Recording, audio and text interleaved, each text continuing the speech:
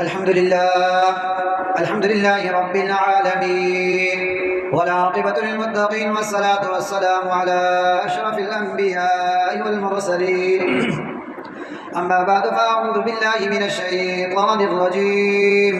بسم الله الرحمن الرحيم لا يمسه إلا المطهرون وقال تعالى في مقام آخر فإذا قرأت القرآن فاستعذ بالله من الشيطان الرجيم قال النبي صلى الله عليه وسلم خيركم من تعلم القرآن وعلمه أو كما قال عليه الصلاة والسلام اللهم صل على سيدنا ومولانا محمد وعلى آل سيدنا ومولانا محمد وبارك وسلم وصل عليه۔ میرے بھائی اور بزرگ اور دوستو، اللہ تبارک و تعالیٰ نے انسانوں اور جنوں کے لیے اور بالخصوص امت محمدیہ کے لیے قرآن پاک کو ہدایت، رہنمائی اور دونوں جہان کی کامیابی کا ذریعہ بنا کر جناب محمد رسول اللہ صلی اللہ علیہ وسلم پر 23 سال کے عرصے میں تھوڑا بہت جب ضرورت پڑتی تو نبی علیہ السلام پر نازل فرماتے، اور جہاں جہاں امت محمدیہ کی رہنمائی کی ضرورت پڑتی تو اللہ تبارک و تعالیٰ وہاں اس وقت اس موقع پر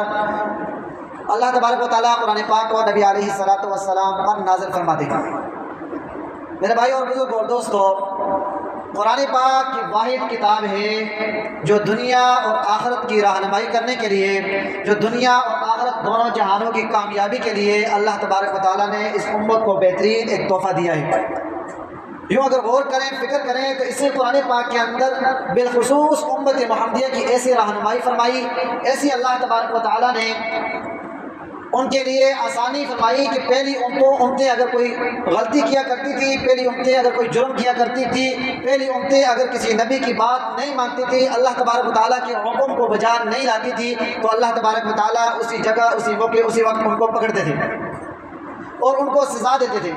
لیکن اللہ تبارک و تعالیٰ نے اس قرآن پاک کے ذریعے اس امت کو بار بار یہ تنبیہ کی کہ فلاں قوم نے یہ کام کیا، ان کی سزا یہ ہوئی، قوم عاد نے یہ جرم کیا، ان کی سزا یہ ہوئی، قوم سمود نے یہ جرم کیا، ان کی سزا یہ ہوئی، قوم نوح نے یہ جرم کیا، ان کی سزا یہ ہوئی۔ یعنی جس وقت کے جس نبی کی بات کو نہیں مانا، اللہ کے حکم کو بجا نہیں لایا، تو اللہ تبارک و تعالیٰ نے انہیں دنیا میں بھی عبرت کا نشان بنایا، آخرت ان کی ہے بربادی۔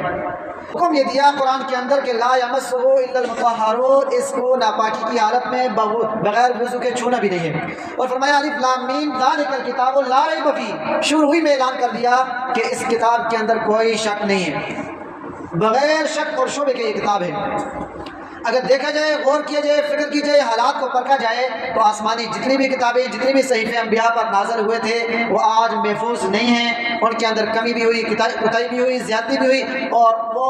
آج کسی اصلی حالت میں کوئی صحیفہ، کوئی کتاب موجود نہیں ہے۔ اللہ تبارک و تعالیٰ نے خود اعلان فرمایا انا نحن نزلنا الذکر وانا له لحافظون، بے شک ہم نے اس کو نازل کیا اور ہم اس کی حفاظت بھی کریں گے۔ اور اتنی بڑی کتاب جس میں 30 پارے ہیں، کئی سو صفحات ہیں، کئی ہزار آیات ہیں، کئی ہزار الفاظ ہیں، کئی لاکھ الفاظ ہیں، کسی بندے کو یاد نہیں ہوتی دنیا کی کوئی کتاب بھی۔ یہ قرآن پاک کا معجزہ ہے۔ 4 سال کا بچہ ہو، 10 سال کا ہو، 15 سال کا ہو، 20 سال کا ہو، 80 سال کا بوڑھا ہو، جب اس کو یاد کرنے کی نیت کرے، سچے دل سے یاد کرے تو یہ کتاب اس کے دل میں اتر بھی جاتی ہے۔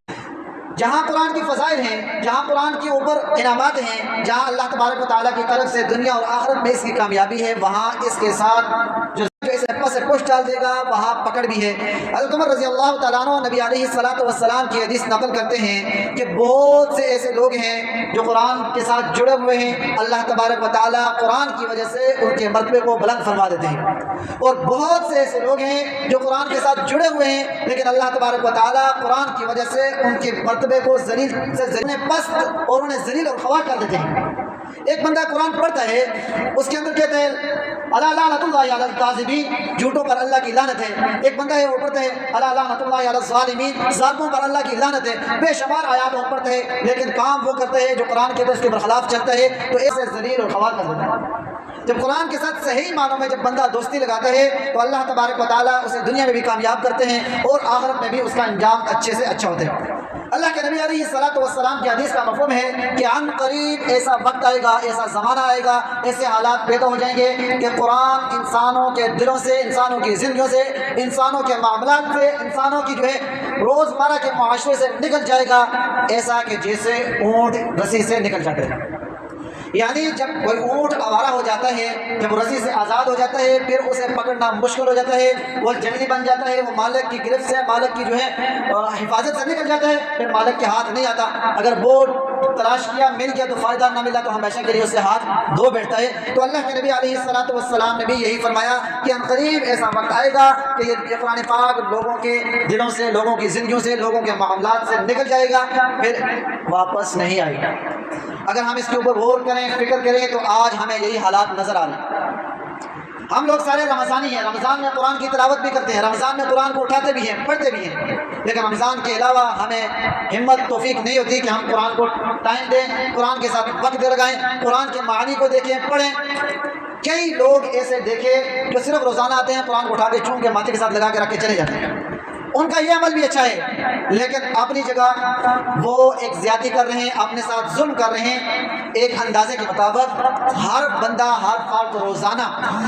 7 گھنٹے موبائل استعمال کرتا ہے۔ ایک محتاط اندازے کے مطابق روزانہ ہر فرد 7 گھنٹے موبائل استعمال کرتا ہے، اور قرآن پاک 1 منٹ کے لیے بھی کوئی نہیں کھول سکتا۔ میں اور آپ خود غور کریں، بلکہ ہم نے دیکھا سنا کہ پہلے گاؤں میں، محلے میں، کسی دکان میں کوئی بندہ بھی صبح کے وقت اٹھتا تھا تو ہر محلے سے، ہر دکان سے، ہر مسجد سے قرآن پاک کی آواز آتی تھی۔ بوڑھے اٹھتے تھے تو سب سے پہلے نماز کے بعد آدھا گھنٹہ قرآن پاک پڑھتے تھے۔ یہاں تک کہ دیہاتوں کا یہ ماحول تھا کہ لوگ کہتے تھے صبح سورج نکلنے تک ہم قرآن پڑھتے ہیں، صبح کی نماز سے لے کر سورج نکلنے تک وہ قرآن پاک کی تلاوت کیا کرتے تھے۔ لیکن آج اس دور میں، اس مصروف ترین دور کے اندر، جب صبح کی آنکھ کھلتی ہے تو سب سے پہلے تکیے کے نیچے موبائل پر ہاتھ جاتے ہیں۔ اس موبائل نے انسان کی زندگی کو برباد کر دیا، ایسا مصروف کر دیا۔ اس موبائل کی وجہ سے گھروں کی بچیاں، عورتیں بے حیا ہو چکی ہیں، نوجوان نسل خراب سے خراب ہو رہی ہے۔ جب یہ نہیں تھا تو تب بھی وقت گزر جاتا تھا، جب یہ نہیں تھا تو ضروریات پوری ہوتی تھی۔ جہاں اس کے اگر 50% فائدے ہیں، وہاں 80% اس کے نقصانات بھی ہیں۔ کئی بچیاں اس کی وجہ سے اپنی زندگی سے ہاتھ دھو بیٹھی، کئی نوجوان نسل اس کی وجہ سے اپنی دنیا آخرت برباد کر چکے۔ تو جہاں وقت دینا تھا قرآن کو، وہ وقت ہم نے قرآن کو چھوڑ کے موبائل کو دے دیا۔ پہلے وقتوں میں شام کے وقت ہر گھر کا، ہر محلے کا، ہر انسان کا یہ معمول ہوتا تھا کہ مغرب کے فوراً بعد قرآن کی تلاوت کیا کرتے، چاہے سورہ ملک ہو، چاہے سورہ واقعہ ہو، چاہے سورہ یاسین ہو۔ لیکن آج کے دور میں ہر وقت موبائل کے اوپر انسان کی نظر ٹکی رہتی۔ تو اس لیے اپنی زندگی میں آئے روز اندازہ لگائیں، غور کریں، فکر کریں کہ ہم قرآن کو کتنا وقت دے رہے ہیں۔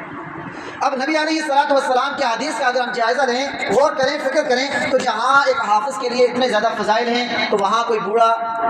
رہ نہیں جاتا۔ اللہ کے نبی علیہ الصلوۃ والسلام نے ان کے لیے ایسے جو ہے فضائل چھوڑے ہیں کہ کوئی بوڑھا ہوگا تو وہ بھی اس سے فائدہ حاصل کرے گا۔ ایک حدیث ہے، اللہ کے نبی علیہ الصلوۃ والسلام نے فرمایا کہ جس دل میں